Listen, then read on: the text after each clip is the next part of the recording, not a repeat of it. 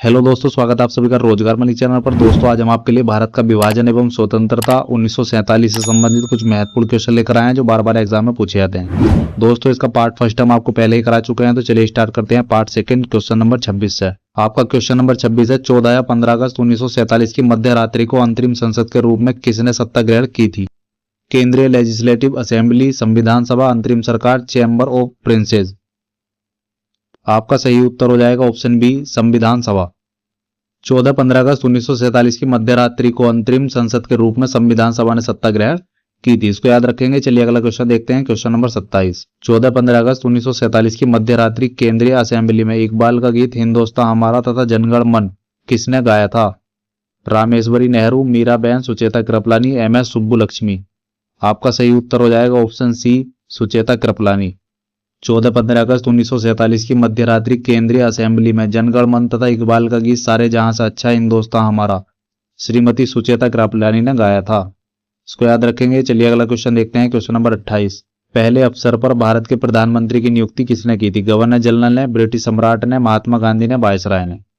आपका सही उत्तर हो जाएगा ऑप्शन ए, गवर्नर जनरल ने। पहले अवसर पर पंडित जवाहरलाल नेहरू ने भारत के प्रधानमंत्री पद पर नियुक्ति तत्कालीन गवर्नर जनरल लॉर्ड माउंटबेटन ने की थी। इसको याद रखेंगे। चलिए अगला क्वेश्चन देखते हैं, क्वेश्चन नंबर 29। स्वतंत्र भारत के प्रथम गवर्नर जनरल कौन थे? सी Rajagopalachari, Warren Hastings, Lord Dalhousie, Lord Mountbatten. आपका सही उत्तर हो जाएगा ऑप्शन डी, लॉर्ड माउंटबेटन। स्वतंत्र भारत के प्रथम गवर्नर जनरल लॉर्ड माउंटबेटन थे, जो 1947 से 1948 तक रहे थे। इसको याद रखेंगे। चलिए अगला क्वेश्चन देखते हैं, क्वेश्चन नंबर 30। निम्नांकित में से कौन स्वतंत्र भारत का प्रथम गवर्नर जनरल था? तो सेम रिपीट क्वेश्चन है। आपका सही उत्तर हो जाएगा ऑप्शन ए, लॉर्ड माउंटबेटन। चलिए अगला क्वेश्चन देखते हैं, क्वेश्चन नंबर 31। स्वतंत्र भारत के अंतिम गवर्नर जनरल कौन थे? सी Rajagopalachari, doctor Rajendra Prasad, Lord Mountbatten, Lord Canning. आपका सही उत्तर हो जाएगा ऑप्शन ए, सी राजगोपालचारी। सी राजगोपालचारी 1948 से 50 के दौरान स्वतंत्र भारत के प्रथम भारतीय तथा अंतिम गवर्नर जनरल थे। इस पद पर वे 26 जनवरी 1950 तक रहे। वर्ष 1952 से 54 तक वे मद्रास के मुख्यमंत्री रहे। वर्ष 1959 में विभिन्न मुद्दों पर कांग्रेसी नेताओं से मतभेद के कारण उन्होंने कांग्रेस छोड़कर स्वतंत्र पार्टी का गठन किया। इसको याद रखेंगे। चलिए अगला क्वेश्चन देखते हैं, क्वेश्चन नंबर 32। स्वतंत्र भारत के प्रथम भारतीय गवर्नर जनरल कौन थे? सी राजगोपालचारी, सुरेंद्र नाथ, डॉक्टर राजेंद्र प्रसाद, बी.आर. अम्बेडकर।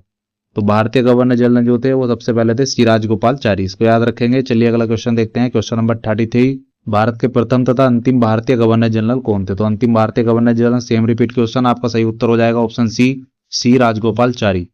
चलिए अगला क्वेश्चन देखते हैं, क्वेश्चन नंबर 34। भारत का अंतिम वायसराय कौन था? Lord Wavell, Lord Mountbatten, Lord Linlithgow, Auchinleck. आपका सही उत्तर हो जाएगा option B, Lord Mountbatten. Lord Mountbatten Bharat के अंतिम वायसराय थे। इसको याद रखेंगे। चलिए अगला क्वेश्चन देखते हैं, क्वेश्चन नंबर 35। स्वतंत्र भारत के प्रथम विधि मंत्री कौन थे? एम.सी. सीतलवाड़, बी.आर. अम्बेडकर, कैलाशनाथ काटजू, रफी अहमद किदवई। आपका सही उत्तर हो जाएगा ऑप्शन बी, बी.आर. अम्बेडकर। स्वतंत्र भारत के प्रथम विधि मंत्री भीमराव अंबेडकर थे। स्वतंत्रता के समय महात्मा गांधी की सलाह पर उन्हें केंद्रीय विधि मंत्री का पद संभालने का न्योता दिया गया था। इस भूमिका में उन्होंने संविधान के प्रारूप समिति के अध्यक्ष के रूप में कार्य किया था। इसको याद रखेंगे। चलिए अगला क्वेश्चन देखते हैं, क्वेश्चन नंबर 36। बिल्कुल प्रारंभ से भारत के राष्ट्रपति पद के आसीन व्यक्तियों का निम्नलिखित में से कौन सा क्रम सही है? तो देख लेंगे दोस्तों। सबसे पहले डॉक्टर राजेंद्र प्रसाद, उसके बाद एस राधाकृष्णन, उसके बाद बी.बी. गिरी, डॉक्टर राजेंद्र प्रसाद और उसके बाद बी.बी. गिरी। तो आपका सही उत्तर हो जाएगा option D, doctor Rajendra Prasad, S Radhakrishnan, Zakir Hussain और बी.बी. गिरी। चलिए अगला क्वेश्चन देखते हैं, क्वेश्चन नंबर 37। लॉर्ड माउंटबेटन की अध्यक्षता में बनी विभाजन परिषद में भारतीय राष्ट्रीय कांग्रेस का प्रतिनिधित्व किया था। तो अब्दुल कलाम इसमें नहीं थे, इसमें पंडित जवाहरलाल नेहरू और सरदार वल्लभ भाई पटेल थे। डॉक्टर राजेंद्र प्रसाद भी इसमें नहीं। तो आपका सही उत्तर हो जाएगा ऑप्शन बी, 2 तथा 3। लॉर्ड माउंटबेटन की अध्यक्षता में बनी विभाजन परिषद में भारतीय राष्ट्रीय कांग्रेस की ओर से पंडित जवाहरलाल नेहरू और सरदार वल्लभ भाई पटेल शामिल हुए थे। इसको याद रखेंगे। चलिए अगला क्वेश्चन देखते हैं, क्वेश्चन नंबर 38। माउंटबेटन योजना जून 1947 में निम्नलिखित में से किन प्रांतों में लोक निर्णायक संस्तुति की थी? सिंध में, बलूचिस्तान में, उत्तर पश्चिमी सीमा प्रांत में या उपरोक्त सभी में? तो आपका सही उत्तर हो जाएगा ऑप्शन डी, उपरोक्त सभी में। सिंध में, बलूचिस्तान में और उत्तर पश्चिमी सीमा प्रांत में सभी में जो है लोक निर्णायक संस्तुति की गई थी। इसको याद रखेंगे। चलिए अगला क्वेश्चन देखते हैं, क्वेश्चन नंबर 39। भारत के विभाजन के समय भारतीय राष्ट्रीय कांग्रेस के अध्यक्ष कौन थे? सी राजगोपालचारी, जे.बी. कृपलानी, पंडित जवाहरलाल नेहरू, मौलाना अब्दुल कलाम आजाद। आपका सही उत्तर हो जाएगा ऑप्शन बी, जे.बी. कृपलानी। भारत विभाजन के समय जेबी कृपलानी भारतीय राष्ट्रीय कांग्रेस के अध्यक्ष थे। ये 23 नवंबर 1946 के मेरठ अधिवेशन में अध्यक्ष बने और नवंबर 1947 तक अध्यक्ष रहे थे। इनके इस्तीफा देने के उपरांत डॉक्टर राजेंद्र प्रसाद अध्यक्ष बनाए गए थे। इसको याद रखेंगे। चलिए अगला क्वेश्चन देखते हैं। Question number 40। 15 अगस्त 1947 को निम्नलिखित में से कौन भारतीय राष्ट्रीय कांग्रेस का अध्यक्ष था? तो सेम रिपीट क्वेश्चन है। आपका सही उत्तर हो जाएगा ऑप्शन सी, जेबी कृपलानी। चलिए अगला क्वेश्चन देखते हैं। Question number 41। भारतीय राष्ट्रीय कांग्रेस के 1946 में मेरठ आयोजित अधिवेशन की अध्यक्षता किसने की थी? तो आपका सही उत्तर हो जाएगा ऑप्शन ए, जेबी कृपलानी ने 1946 में मेरठ में आयोजित अधिवेशन की अध्यक्षता की थी तथा स्वतंत्रता तक ये बने रहे थे। इसको याद रखेंगे। चलिए अगला क्वेश्चन देखते हैं। Question number 42। अंग्रेजों द्वारा भारतीयों को 1947 में सत्ता हस्तांतरित किए जाने के समय कांग्रेस के अध्यक्ष कौन थे? तो सेम रिपीट क्वेश्चन है। आपका सही उत्तर हो जाएगा ऑप्शन डी, जेबी कृपलानी। चलिए अगला क्वेश्चन देखते हैं। Question number 43। अगस्त 1947 में स्वतंत्रता दिवस के समारोह में निम्नलिखित में से कौन सा नेता कहीं भी सम्मिलित नहीं हुआ था? पंडित जवाहरलाल नेहरू, महात्मा गांधी, वल्लभ भाई पटेल, डॉक्टर राजेंद्र प्रसाद। आपका सही उत्तर हो जाएगा ऑप्शन बी, महात्मा गांधी।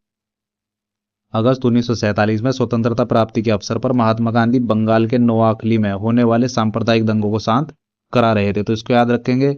चलिए अगला क्वेश्चन देखते हैं। Question number 44। संविधान को 26 जनवरी के दिन लागू करने का निर्णय इसलिए लिया गया था क्योंकि यह एक शुभ दिन था। इस तिथि को 1942 में भारत छोड़ो आंदोलन प्रारंभ हुआ था। कांग्रेस ने इस तिथि को 1930 में स्वतंत्रता दिवस के रूप में मनाया था। उपरोक्त में से कोई नहीं। आपका सही उत्तर हो जाएगा ऑप्शन सी, कांग्रेस ने इस तिथि को 1930 में स्वतंत्रता दिवस के रूप में मनाया था। इसको याद रखेंगे। भारतीय राष्ट्रीय नेता 26 जनवरी की तिथि को यादगार बनाना चाहते थे क्योंकि 1930 में स्वतंत्रता की तिथि घोषित की गई थी।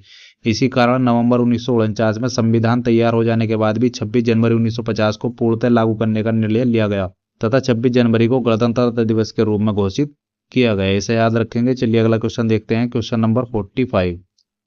भारतीय राष्ट्रवाद ब्रिटिश राज का शिशु था, यह कथन किसका है? बिपिन चंद्र का, आर कोपलैंड का, सीआर मजूमदार का, पीई रॉबर्ट्स का। आपका सही उत्तर हो जाएगा ऑप्शन बी, आर कोपलैंड का। आर कोपलैंड ने स्पष्ट शब्दों में लिखा था, भारतीय राष्ट्रवाद तो अंग्रेजी राज का ही संतति थी। इसको याद रखेंगे। चलिए अगला क्वेश्चन देखते हैं। Question number 46। निम्नलिखित में से किसने कहा था कि ब्रिटिश शासन की सबसे अधिक महत्वपूर्ण उपलब्धि भारत का एकीकरण था? K M Panikkar, N N Srinivas, Rajni Kothari, Yogendra Singh. आपका सही उत्तर हो जाएगा ऑप्शन ए, के एम पाड़िक्कर। ब्रिटिश राज में भारत के एकीकरण पर के एम पाड़िक्कर ने कहा था कि ब्रिटिश शासन की सबसे अधिक महत्वपूर्ण उपलब्धि भारत का एकीकरण था। चलिए अगला क्वेश्चन देखते हैं। Question number 47। भारतीय स्वतंत्रता के समय अंग्रेजी महाराज कौन था? जॉर्ज पंचम, जॉर्ज षष्ठम, जॉर्ज एडवर्ड सप्तम, इनमें से कोई नहीं। आपका सही उत्तर हो जाएगा ऑप्शन बी, जॉर्ज षष्ठम। भारत 15 अगस्त 1947 को आज़ाद हुआ। उस समय ब्रिटेन का राजा जॉर्ज षष्ठम था। जॉर्ज षष्ठम को दिसंबर 1936 में ब्रिटेन का सम्राट घोषित किया गया था। वह मई 1937 पर गद्दी पर बैठा था। इसको याद रखेंगे। तो दोस्तों आज के लिए इतना ही काफ़ी है। यदि आपको वीडियो पसंद आया हो, आगे भी इसी तरह की वीडियो प्राप्त करने के लिए हमारे चैनल को सब्सक्राइब करें और बेल आइकन को दबा दें।